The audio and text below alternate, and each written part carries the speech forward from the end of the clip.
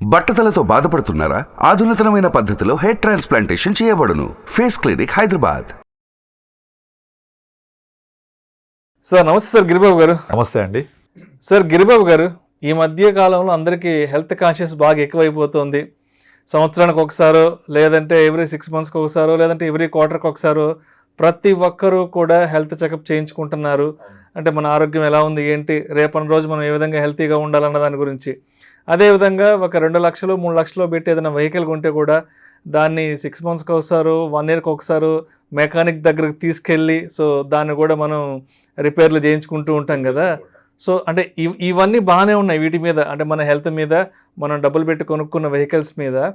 అదేవిధంగా మనం పెట్టే పెట్టుబడులు ఏవైతే ఉన్నాయో వెల్త్ క్రియేషన్ కోసం, అంటే రేపన్న రోజు మన భవిష్యత్తు బాగుండాలి, మన నెక్స్ట్ జనరేషన్స్ బాగుండాలి అంటూ మనం ఇవాళ నుంచి చేస్తున్న పెట్టుబడుల విషయానికి వచ్చేటప్పటికే అసలు ఈ ఇన్వెస్ట్మెంట్స్ని, అంటే ఇన్వెస్ట్మెంట్ పోర్ట్ఫోలియో అనే దాన్ని ఏ విధంగా రివ్యూ చేసుకుంటూ ఉండాలంటారు అసలు? వెరీ గుడ్ క్వశ్చన్ అండి. యాక్చువల్లీ ఇప్పుడు మనము చాలాసార్లు direct investment, DIY, do it your self, regular funds ఇలాంటి గురించి మాట్లాడుతూ ఉంటాం. యాక్చువల్లీ డైరెక్ట్లో ఇన్వెస్ట్ చేసుకుంటే నాకు ఏదో ఒక ఎక్స్పెన్స్ రేషియో తక్కువ ఉంటుంది, ₹1 ₹10 కలిసి వస్తుంది అనుకుంటారు కదా. అలా అనుకొని మీరు సంపాదించే ₹10 గురించి మాట్లాడతారు. కానీ ఒక అడ్వైజర్ ద్వారా వెళ్ళి ప్రాపర్గా మీరు కనుక ఇన్వెస్ట్ చేసుకొని వాటి రివ్యూ, మోర్ ఇంపార్టెంట్ రివ్యూ చేసుకుంటూ మార్కెట్కి అనుగుణంగా మన పోర్ట్ఫోలియో వెళ్తూ ఉంటే that creates tremendous wealth over period of time. అలా వెళ్ళడం వల్ల మీకు ఒక 0.5 to 1% ఎక్స్పెన్స్ రేషియో తగ్గడం, లాభం పొందడం కాదు, 3 to 4% ఎక్స్ట్రా రిటర్న్ జనరేట్ అవుతుంది. సో ఒక 0.5% పోతే మీకు ఎన్నో కోట్లు పోతాయి అని చెప్పి ఒక వీడియో చేశారు కదా కొంతమంది, మనం మాట్లాడుకున్న దాని మీద. అలా 0.5 to 1% పోతే ₹1 పోవడం కాదు, ఒక 2 to 3% ఎక్స్ట్రా గెయిన్ అవుతే you will get much more returns than that. Example మీరు అన్నట్టుగా. గిరిబాబు గారు, ఇక్కడ ఒక విషయం నాకు అడగాలనిపిస్తుంది, దయచేసి ఆడియన్స్ ఇంటరప్ట్ చేస్తారని ఏమనుకోవద్దు. ఇప్పుడు హెల్త్ విషయానికి వస్తే, ఏదన్నా ఒక చిన్న హెల్త్ ఇష్యూ వస్తే పరిగెట్టుకుంటూ డాక్టర్ కాడికి వెళ్ళిపోతాం. మనంతటా మనం ఇంజెక్షన్ వేసుకోము, మనంతటా మనం ఒక టాబ్లెట్ తీసేసుకోం కదా. కరెక్ట్. అదేవిధంగా వెహికల్కి రిపేర్ వస్తే వెంటనే పట్టుకెళ్ళేసి మెకానిక్ దగ్గరికి తీసుకెళ్ళి రిపేర్ చేయించుకొని ఆఫీస్కి వెళ్ళిపోతుంటాం. బట్ వెల్త్ మేనేజ్మెంట్ విషయానికి వస్తే ఎందుకు చాలామంది ఒక అడ్వైజర్ ద్వారా ఇన్వెస్ట్మెంట్స్ చేయడాన్ని చాలామంది వ్యతిరేకిస్తున్నారు ఈ మధ్య? ఎందుకు అంటే ఫస్ట్ ఆఫ్ ఆల్ ఒక రాంగ్ నోషన్ ఒకటి మార్కెట్లోకి వెళ్ళిపోయిందండి. ఏంటంటే మనము ఇన్వెస్ట్ చేసేటప్పుడు ఆన్లైన్లో చేస్తే ఖర్చులు తక్కువ ఉంటాయి, మనం అడ్వైజర్ ద్వారా వెళ్తే వాళ్ళ ఫీజులు ఎక్కువ ఉంటాయని. అది ఫీజు ఇచ్చేది నార్మల్గా మనం ఒక డాక్టర్ దగ్గరికి వెళ్ళామనుకోండి, ఫర్ ఎగ్జాంపుల్ డాక్టర్ ఎంతో కష్టపడి చదివి ఎక్స్పీరియన్స్ తోటి వచ్చి 5 minutesలో కన్సల్టేషన్, ఒక ₹1000 కన్సల్టేషన్ ఉంటుంది. హాస్పిటల్లో జాయిన్ అయితే ఆస్తులు అమ్ముకొని ట్రీట్మెంట్ చేయించుకుంటున్నాం. ఎగ్జాక్ట్లీ. సో వాళ్ళు మనం ఏమనుకుంటాం, అరే ఈ డాక్టర్ ఒక 5-10 minutes చూసేసి మొత్తం రాసేసాడు, 5-10 minutes చూసి రాసేసాడు. కానీ ఆ 5-10 minutes వెనక ఎంత ఎక్స్పీరియన్స్ దాగి ఉంది, ఎంత చదువుకొని కష్టపడి అర్థం చేసుకొని ఎన్నో కేసులు చూసి మనకు న్యాయం అవ్వడానికి ఒక అడ్వైస్ చేశారు. సేమ్ అదేవిధంగా ఎక్స్పీరియన్స్ మేక్స్ ఎ లాట్. ఆ ఎక్స్పీరియన్స్ని డిగ్రేడ్ చేస్తూ చాలా వరకు కొన్ని మార్కెట్లో బాగా రాంగ్ ప్రాపగండా వెళ్ళిపోయింది. అంటే ఆన్లైన్లో చేస్తే మీకు ఖర్చులు తక్కువ, మీకు ఎక్స్పెన్స్ తక్కువ, ఒక 0.5% to 1% డిఫరెన్స్ వస్తుంది అని చెప్తూ ఉంటారు. అంటే అడ్వైజర్ ద్వారా వెళ్తే మోసపోతారు, కోట్ల నష్టపోతారు అట్లా కూడా చెప్పారు. ఆ నష్టం అనేది ఎక్కడ వస్తుంది అంటే, మీరు ఈ ఎక్స్పెన్స్ రేషియో 1% అనేది 30 years తర్వాత మీకు అది ఇంత పెద్దగా చూపిస్తారు. 30 years తర్వాత, ఇంతకుముందు ఒక వీడియో గురించి మనం మాట్లాడుకున్నాం కదా, 30 years తర్వాత 5,000 SIP 4 కోట్లు కనుక మీకు రిటర్న్స్ తక్కువ జనరేట్ చేస్తే, అదే మంచి అడ్వైస్ ద్వారా మీకు ఒక 2% ఎక్కువ జనరేట్ చేస్తే you will get 8 crores more. ఈ 4 కోట్లు అనేది మనకు 30 years తర్వాత పెడితే వచ్చేది. అదే 30 ఎందుకు 40 years తీసుకోండి, అది 10 కోట్లో పోతుంది. అంటే పీరియడ్ పెరిగిన కొద్దీ కాంపౌండింగ్ ఫ్యాక్టర్ ద్వారా 1% కూడా అంత డిఫరెన్స్ ఇస్తుంది అనమాట. సో అక్కడ ఆ డిఫరెన్స్ని జనాల్ని అట్రాక్ట్ చేయడం కోసం వాళ్ళకున్న ఆలోచనని పబ్లికేట్ చేసి వ్యూస్ సంపాదించుకోవాలి, సబ్స్క్రైబ్ పెంచుకోవాలి అనే ఒక ఆదుర్త తప్ప యాక్చువల్లీ అది నిజంగా ప్రజలకి హెల్ప్ అవుతుందా అంటే చాలా తక్కువ. ఎందుకంటే ఒక ఎగ్జాంపుల్ చెప్తాను. వీళ్ళు 30 ఏళ్ల గురించి మాట్లాడుతున్నారు కదా, ఇండియాలో longest SIP is not even 5 years. మీరు చెక్ చేసుకోండి, ఏ SIP కూడా 5 years మించి లేదు. 97% of SIPs will get seized after 5 years. Only 2 to 3%. 90% of investors who are doing in trading are losing money. ఇది నా మాట కాదు, సెబీ చెప్తోంది. మనం వీడియో కూడా చేసాం దీని మీద. Zerodha CEO చెప్పాడు 97% ఆర్ లూజింగ్ మనీ. మరి ఎందుకు అవుతున్నాయి ఇవన్నీ? దీనివల్లనే. రైట్ సో ఈ ఒక అడ్వైస్ ద్వారా వెళ్ళినప్పుడు ఒక రివ్యూ జరిగినప్పుడు డెఫినెట్లీ ఈ portfolio as per the market ఎలా వెళ్తోంది, మన పోర్ట్ఫోలియో వెళ్తోంది, ఇన్లైన్ వెళ్తున్నాయి లేదా, ఫస్ట్ థింగ్ ఇలా చెక్ చేసుకుంటూ ఏదైతే మార్కెట్ ఇన్లైన్ లేకుండా ఇప్పుడు ఫర్ ఎగ్జాంపుల్ ఈరోజు చూస్తే స్మాల్ క్యాప్స్ అన్ని విపరీతంగా రోరింగ్ పర్ఫార్మెన్స్ చేస్తూ వచ్చాయి, 80-70% యాన్యువల్ రిటర్న్ జనరేట్ చేశాయి. Will it happens next 1 to 3 years? వెళ్ళదు కదా. కానీ మీరు చూడండి, డైరెక్ట్ చేసుకునే వాళ్ళంతా కూడా సింపుల్గా పాస్ట్ పర్ఫార్మెన్స్ చెక్ చేసుకుంటారు, స్మాల్ క్యాప్ పెరుగుతుంది పెట్టేసాయి. ఒక్కసారి కనుక స్మాల్ క్యాప్ క్రాష్ అవ్వడం జరిగితే వాళ్ళ ఎమోషన్స్ ఎంతవరకు కంట్రోల్ అవ్వగలవు ఆ ఫాల్ని చూసి? That is not possible. ఆ ఎమోషన్ కంట్రోల్ చేసుకొని మార్కెట్తో ట్రావెల్ చేయగలనా లేదా అనేది ఇంపార్టెంట్. అలా ట్రావెల్ చేయలేకపోతే rather you are making money, you are losing money actually. ఇప్పుడు మనం ఇంతకుముందు ఒక ఎగ్జాంపుల్ ప్రకారం 5,000 ఎస్ఐపి చేస్తే 30 ఏళ్లకు 4 కోట్ల డిఫరెన్స్ వస్తుందని చెప్పారు కదా. అంటే అది 30 ఏళ్ల తర్వాత 4 కోట్లు, 20 ఏళ్ళు తీసుకోండి అంత డిఫరెన్స్ ఉండదు. 20 ఏళ్ళు తీసుకుంటే ఆ 4 కోట్లు కాస్త 30 లక్షలకు పడిపోతుంది. అదే మీరు 10 ఏళ్ళు తీసుకోండి, 10 ఏళ్లలో మనము 5,000 ద్వారా 60,000 సంవత్సరానికి, 10 ఏళ్లలో మనం పెట్టేది 6 లక్షలు. అది పెరిగి 1% డిఫరెన్స్తో చాలా తక్కువ గ్యాప్ ఉంటుంది. ఇది కాంపౌండింగ్ లోనే ఆ 4 కోట్లు. రైట్ మనం ఇక్కడికి వచ్చేద్దాం, మళ్ళీ పోర్ట్ఫోలియో రివ్యూకి వచ్చేద్దాం. అర్థమైంది కదా. సో కనుక అది లాంగ్ రన్ లో, వెరీ వెరీ లాంగ్ రన్ లో జరిగే డిఫరెన్స్ అంతూ ఉంటే అది మనము ముందు నుంచి రివ్యూ చేసుకుంటూ వెళ్తే, మీరు అన్నట్టుగా రివ్యూ చేసుకుంటే డాక్టర్ దగ్గరికి ఎలాగైతే హెల్త్ చెకప్ చేసుకుంటామో ఇలాగ రివ్యూ చేసుకుంటూ ఎప్పటికప్పుడు మన పోర్ట్ఫోలియోని బెటర్మెంట్ చేసుకుంటూ ఎవ్రీ 2 yearsకి 3 yearsకి లేదా యాన్యువల్ గా చేసుకుంటూ వెళ్తే definitely you can make very very good money. ఇది ఎలా చేయాలో మనం డిస్కస్ చేద్దాం. యాక్చువల్గా మనం ఎప్పుడు కూడా మనం రివ్యూ చేసేటప్పుడు ఫస్ట్ మన ఇన్వెస్ట్మెంట్ ఏ కేటగిరీలో ఉంది, డెట్లో ఎంత ఉంది, గోల్డ్లో ఎంత ఉంది, లేకపోతే ఈక్విటీలో ఎంత ఉంది, ఈక్విటీలో డిఫరెంట్ కేటగిరీస్ ఎంత ఉంది, ఇవన్నీ చెక్ చేసుకొని దీన్ని మార్కెట్తో కంపేర్ చేసుకోవాలి.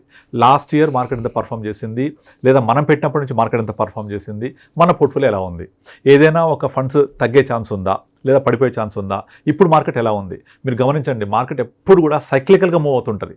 ఒక 25 years తీసుకుంటే చాలా సెక్టార్స్ మార్కెట్ని ముందు నడిపిస్తూ ఉంటాయి. సో ఇప్పుడు ప్రజెంట్ ఐటీ సెక్టార్ విపరీతమైన డౌన్లో ఉంది. ఐటీ సెక్టార్ కోవిడ్ టైంలో విపరీతమైన ర్యాలీలో ఉంది. సేమ్ ఫార్మా, కోవిడ్ టైంలో ఫార్మా ఐటీ ముందుండి జెండా పట్టుకుని నడిపించాయి. ఇప్పుడు చూస్తే ఫార్మా సోసోగా ఉంది, ఐటీ అయితే daily degrade including today also తగ్గిపోతుంది. సో చాలామంది మీరు కోవిడ్ టైంలో డైరెక్ట్ ఇన్వెస్టర్స్ అందరూ అందులో పెట్టి చేతులు కాల్చుకొని ఇప్పుడు బయటకు వచ్చేసి స్మాల్ క్యాప్ ఎంటర్ అవుతున్నారు. అంటే గమనించండి, అక్కడ ఐటీ ఫుల్ హైలో ఎంటర్ అయ్యారు, ఇప్పుడు ఎగ్జిట్ అవుతున్నారు. ఐటీ డౌన్, ఇప్పుడు స్మాల్ క్యాప్ ఫుల్ హైలో ఉంది, ఎంటర్ అవుతున్నారు అని ఒకటే ఎగ్జాంపుల్, ఇండియాలో నడుస్తున్న 19,000 కోట్ల సిప్లో 50% is coming in to small and mid cap. Data from SEBI. ఇంత ఎంటర్ అవుతున్నారంటే అందరూ హైలో ఎంటర్ అవుతున్నారు కదా. మొత్తం టోటల్గా ఆల్ ఎక్స్ ఇన్ వన్ బాస్కెట్లో పెట్టేస్తున్నారు. 100% పోర్ట్ఫోలియో స్మాల్ క్యాప్స్ అని నింపేస్తున్నారు. ఒక్కసారి స్మాల్ క్యాప్ కనుక క్రాష్ అవ్వడం జరిగితే ఇంకా దాన్ని పట్టుకోవడానికి కూర్చోపోతే అంటారు కదా. సో దాన్ని ఆ ఫాల్ని మనం తట్టుకోగలం అంటే వెరీ వెరీ డిఫికల్ట్. కనుక అలాంటి పని ఎప్పుడు చేయొద్దు. Definitely financial advisor will help you out in preparing a balance portfolio. ఇప్పుడు మనము మన పోర్ట్ఫోలియోలో ఏవేవి ఉన్నాయో చూసుకున్నాం కదా, ఈక్విటీ, గోల్డ్, డెట్ ఎంతనే చూసుకున్నాం, రియల్ ఎస్టేట్లో ఎంత ఎక్స్పోజర్ ఉంది, ఇవన్నీ చూసుకున్న తర్వాత మన పోర్ట్ఫోలియోని బ్యాలెన్స్ చేసుకోవాలి. ఎలా బ్యాలెన్స్ చేయాలి? దీన్ని మన ఏజ్ ప్రకారంగా బ్యాలెన్స్ చేయాలి. సపోజ్ మీ ఏజ్ పెరుగుతున్న కొద్దీ 50 years 55 years వెళ్ళినప్పుడు ఈక్విటీ పోర్షన్ తగ్గించుకోవాలి, లిక్విడిటీ పెంచుకోవాలి. రియల్ ఎస్టేట్లో ఉంటే దానిలోంచి మెల్లగా బయటకు రావడం స్టార్ట్ చేయాలి. ఎందుకంటే రియల్ ఎస్టేట్ అనేది అది తరతరాలుగా మన నుంచి మన పిల్లలకి వెళ్ళిపోతూ ఉంటుంది. కానీ మన రిటైర్మెంట్ ప్లానింగ్కి రియల్ ఎస్టేట్ పనికొస్తుందా లేదా, అది సంపద మాత్రమే, నాకు ఇన్కమ్ వస్తుందా లేదా అని ఆలోచించుకొని, ఒకవేళ నాకు గనక ఇది ఇక్కడ నుంచి ఇన్కమ్ లేదు అంటే దాన్ని తగ్గించుకోవాలి. అంటే లిక్విడిటీ ఇంపార్టెంట్, లిక్విడిటీ పెంచుకోవాలి, రిస్క్ తగ్గించుకోవాలి. తర్వాత ఎనీ టైం మన పోర్ట్ఫోలియో డిస్పోజబుల్ రేంజ్లో ఉండాలి. నాకు ఎప్పుడైనా అవసరం అయితే 3 working days 2 working days డబ్బులు రాగలగాలి. ఇవన్నీ కూడా మన ఏజ్ ప్రకారంగా చూసుకొని చేయాలి. ఇది మనం చేయగలమా ఇండివిజువల్గా? లేదు, we need to consult a financial doctor. So అలా చేసుకుంటుండాలి. This is second step of balancing. చేస్తూ మూడో స్టెప్ ఏం చేయాలి? ఇంప్లిమెంట్ చేయాలి. అంటే మనకు మార్కెట్లో ఇన్లైన్ ప్రకారంగా ఇప్పుడు కంటిన్యూ పెరిగింది. నెక్స్ట్ 6 monthsలో ఏమవబోతోంది? గవర్నమెంట్ ఎలక్షన్స్ ఉన్నాయి, ఎలక్షన్స్ తర్వాత ఏం జరగబోతోంది? నెక్స్ట్ US ఎలక్షన్స్ ఉన్నాయి, యూఎస్లో ఈసారి రిసెషన్ గట్టిగా వస్తుంది అంటున్నారు. అప్పుడు మన పోర్ట్ఫోలియో తట్టుకుంటుందా లేదా, ఇవన్నీ రివ్యూ చేసుకోవాలి. అలా చేసుకొని మన పోర్ట్ఫోలియో ఎప్పుడు కూడా మార్కెట్తో ఇన్లైన్ వెళ్తూ ఉండాలి. ఇలా చేసేటప్పుడు మీకు చాలా ఆన్లైన్ యాప్స్ కూడా ఉన్నాయి. మీకు మీ పోర్ట్ఫోలియో వెల్త్ చెకప్ చేస్తాము అని చెప్పేసి మీ పాన్ కార్డు మీ పోర్ట్ఫోలియో అప్లోడ్ చేయాలి ఫిన్టెక్ యాప్స్ చెప్తుంటారు. వీళ్ళు ఏం చేస్తారంటే వీళ్ళు కొన్ని క్వశ్చన్ అడుగుతుంటారు, క్వశ్చనర్. అది ఎలా ఉంటుంది, how much risk you can take, so what is your age factor, ఇలా కొన్ని బేసిక్ టెక్నికల్ క్వశ్చన్స్ తీసుకొని రివ్యూ చేస్తారు. అయితే ఈ క్వశ్చన్స్లో ఎప్పుడైనా మీరు రిస్క్ తీసుకుంటారంటే మీరు చెప్తారా, నేను ఫుల్ రిస్క్ తీసుకుంటాను, నేను 100% ఇలా వెళ్తానని చెప్పగలుగుతారా? చెప్పలేం కదా. ఈ రిస్క్ అనేది ఇట్స్ ఇంటెలెక్చువల్ ఫ్యాక్టర్, అది మెటీరియలిస్టిక్ ఫ్యాక్టర్ కాదు. ఆ రిస్క్ అనేది మీకు వేరే, నాకు వేరే, అందరికి వేరు వేరు ఉంటుంది. దీన్ని ఒక హ్యూమన్ బీయింగ్ ఓన్లీ అర్థం చేసుకోగలుగుతారు, మనుషులు మాత్రమే మనం అర్థం చేసుకోగలం. రిస్క్ అనేది మీరు ఎలా ఆలోచిస్తున్నారు, నేను ఎలా ఆలోచిస్తున్నాను, mutual fund subject market risk అని చెప్పేస్తూ ఉంటారు. అది నిజంగా ఎంతవరకు మనకు ఆ రిస్క్ అనేది మనకు అర్థమవుతోంది, ఆ రిస్క్ అనేది ఏంటి అనేది ఒక మెషిన్ కంటే మనిషి బాగా అర్థం చేసుకోగలుగుతారు. అప్పుడు అర్థం చేసుకొని మీ పోర్ట్ఫోలియోని ప్రాపర్గా బ్యాలెన్స్ చేయడానికి స్కోప్ ఉంటుంది. అందుకనే మీకు ఫిన్టెక్ యాప్స్ కనుక చూసి మీరు కనుక మీ వెల్త్ చెకప్ చేయగలిగితే చాలా వరకు అవేం చెప్తుంది, సెక్టర్ ఫండ్ పెట్టొద్దు, తీసేసేయండి అని చెప్తూ ఉంటుంది. మీ దాంట్లో డెట్ ఎక్స్పోజర్ లేదు యాడ్ చేయమంటుంది, తర్వాత మీ దాంట్లో గోల్డ్ ఎక్స్పోజర్ లేదు పెట్టమంటుంది. సో అది సింపుల్గా రూల్స్ ఫాలో అవుతుంది. ఈ రూల్స్ అందరికీ ఒకేలాగా అప్లికబుల్ అవుతాయా? అవ్వవు కదా. ఇప్పుడు ఫర్ ఎగ్జాంపుల్ మీరు ఒక డయాబెటిక్ తీసుకోండి, ఆల్రెడీ మీరు అండర్ మెడికేషన్ ఉండి మీకు కనుక 6.5-7% కనుక 7 పాయింట్స్ కనుక H1B1C ఉంటే అది కరెక్ట్ ఉన్నట్టే, పర్వాలేదు. ఐడియల్గా నాకు 6 లోపలే ఉండాలంటే పాసిబులే కాకపోవచ్చు. అది మీ ఏజ్ ఆల్రెడీ 55-60 వచ్చింది, అండర్ మెడికేషన్ ఉంది, మీరు HbA1c కనుక 7, ఎందుకంటే మా ఫాదర్కి చూసాం మొన్న మేము, 7 above 7.1 ఉంటే ఇట్స్ ఓకే, హెల్దీ, అసలు ప్రాబ్లమే లేదని చెప్పాడు డాక్టర్.